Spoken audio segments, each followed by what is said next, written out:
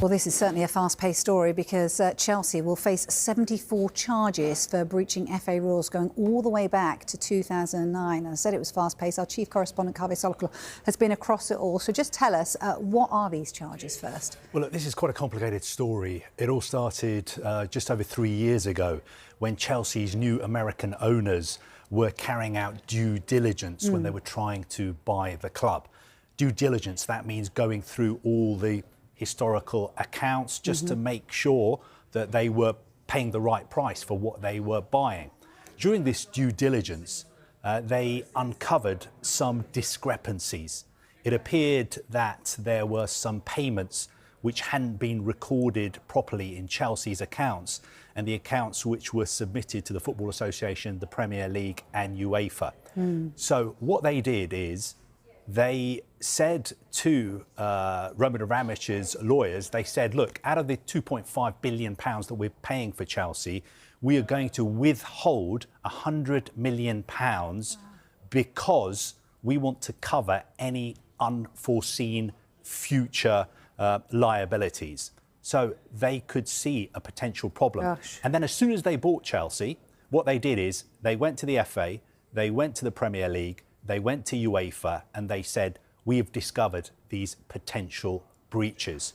This is the information we have. We are going to cooperate fully with you. And over the past 3 years, that is what they've been doing. Right. So, for instance, they have been giving the FA investigators all the files, all the data, all the emails that they needed. And they've been doing the same with the UEFA and also the Premier League. Now, interestingly, back in July 2023, Chelsea reached a settlement with UEFA.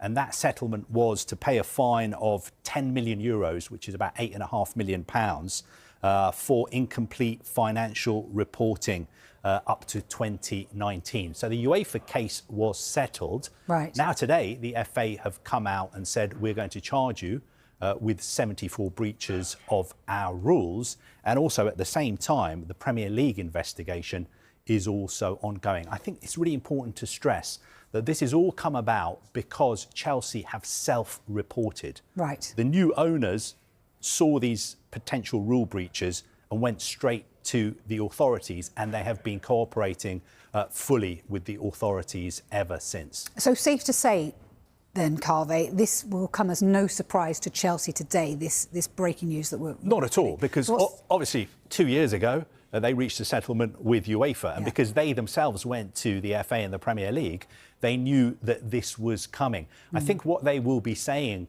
to the FA, the Premier League, and also what they said to UEFA is, look, we discovered this, we have come straight to you, and this has got really nothing to do with us, because this all happened under the previous ownership. Right. So I think this is all to do with payments that were made in connection with historical transfers. Okay. I've been led to believe that it has to do with the transfers of players, for instance, like Eden Hazard, Willian, Samuel Eto'o. Now, the suggestion is that there were some payments connected to historical transfers under Chelsea's previous ownership that were not registered properly in Chelsea's accounts. Okay. So the new owners are saying, this has really nothing to do with us, but we're doing everything we can to cooperate with the authorities and to flag up any potential rule breaches which we've discovered. Have they responded in any way to this today? Chelsea? Yeah, Chelsea have released a statement just in the last few minutes. They say that they're pleased to confirm that its engagement with the FA concerning matters that were self-reported by the club is now reaching a conclusion.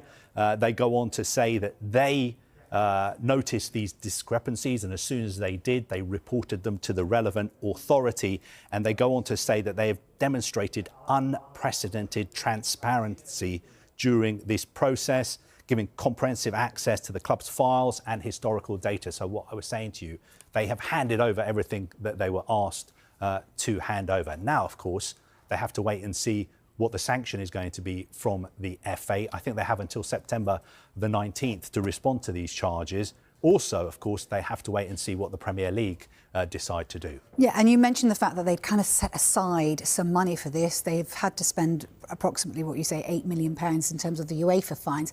What could they face, do you think, in terms of the FA and the Premier League then? I think from the perspective of Chelsea's new owners, they would expect a financial penalty. Right. I think there's a possibility of a sporting sanction as well. There's been talk, for instance, of a points deduction.